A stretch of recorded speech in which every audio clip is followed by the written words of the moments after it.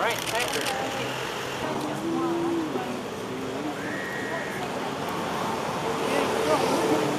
What the earlier media reports, the story that was broken by the Star earlier, and that there was extortion, and there was non-payment of salaries. Protect them, this is where they blacked out there.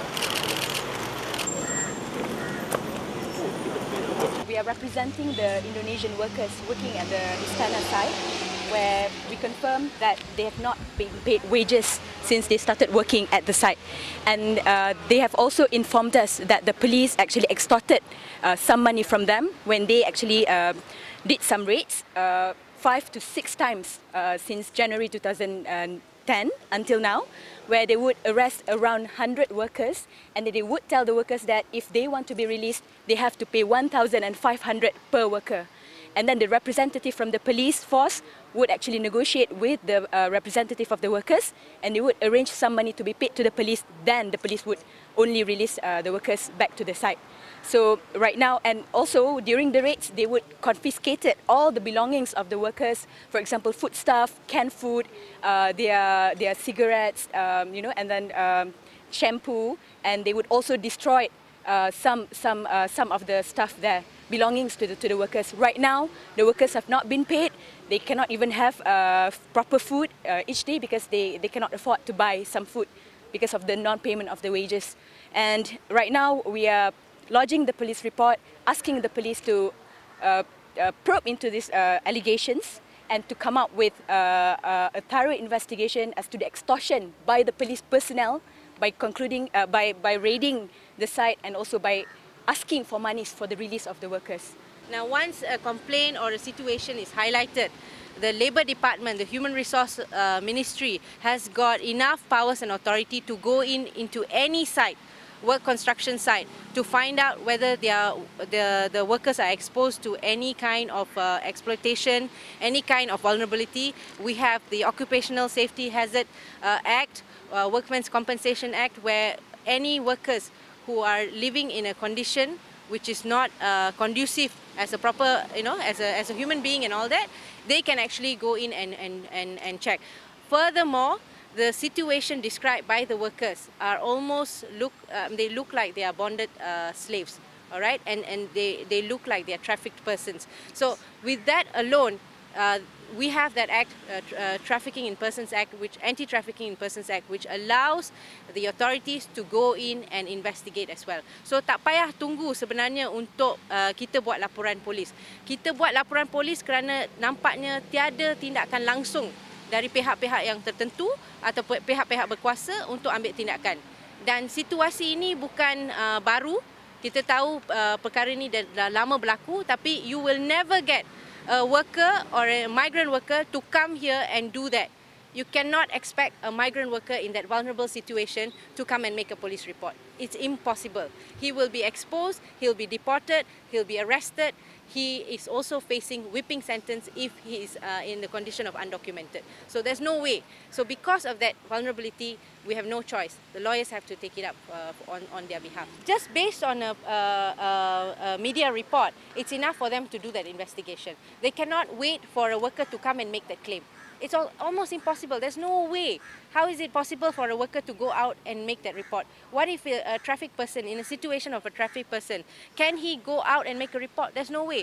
But if his story gets leaked out, then that is the job of the pegawai-pegawai, the officers that are under the Human Resource Department, pejabat tenaga kerja, to go in, because they can find the company. They can do many things and take action. And if workers who are not documented is found in a work site, the employers can be charged for holding workers without documents. But we don't see any such prosecution happening. So we believe that it is deliberate on the part of the authorities not to give a working permit for these workers, because that will keep them vulnerable and exploited. Exploitable. Let me add to that answer. Now, if the minister is seriously telling Parliament that the migrant workers, Indonesian workers and other workers, and particularly in the Palace project, are not being extorted by the enforcement authorities, then we have several questions to ask the minister. What sort of investigation has the minister carried out since the Star broke the story just 2 or 3 days ago? How is it that he can so confidently come out and say that there was no extortion at all? And in contradistinction to that, we have got signed written statements from numbers of those same migrant workers and of the construction workers in the palace worksite who confirmed that this extortion on a massive scale was ongoing. So in the face of the written statements, what answer does the minister have? And we are disappointed that a responsible minister can come out and make such an allegation. They did not carry out any investigation. They did not probe the matter. And yet he comes out in order to whitewash his government and the enforcement authorities. And let me also add this, that these rumors of extortion of migrant workers, be they Indonesians, Bangladeshis, Burmese, has been going around this country for years. It is an open secret that this happens, that enforcement authorities are extorting. It is an open secret.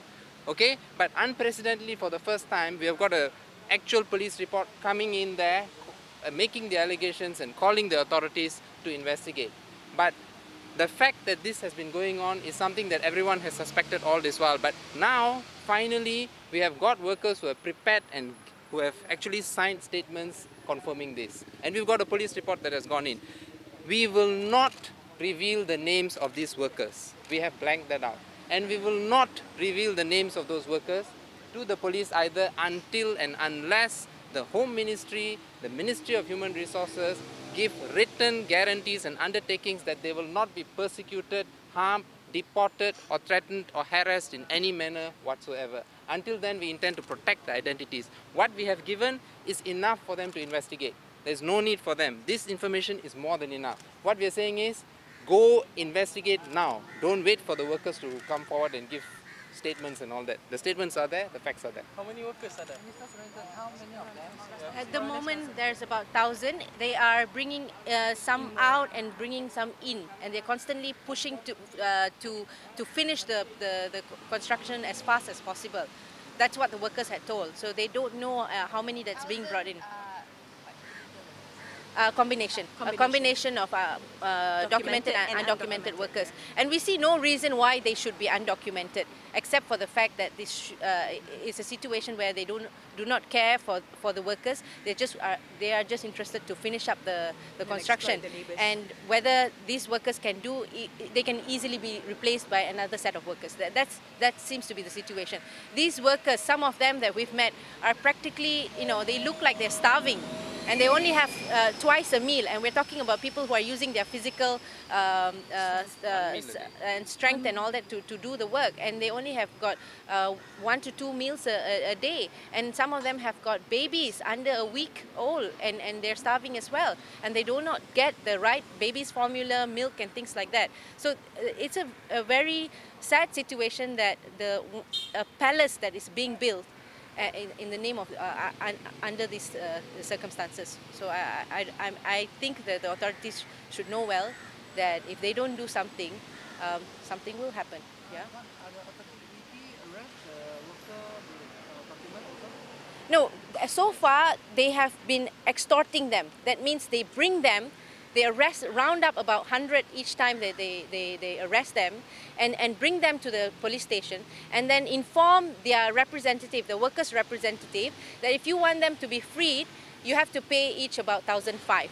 Now, one night, can you imagine if 100 workers are arrested, that's about 150,000 ringgit they've collected. But they did not actually arrest in the sense that for them to be charged. They arrested for the purpose of extortion and then they were sent back to the site. So this is the situation, and this is not a new situation, but the fact that it is happening even on the palace project is what caught the attention of the public. We would like to urge the public also, because there are serious humanitarian issues involved as well, because there are babies, there are women, and there are workers who are practically starving. And we're not exaggerating, but because of the vulnerability, we can't bring them out like this. But we will make an attempt to actually go into the site and see further, who else, are exposed to this kind of thing.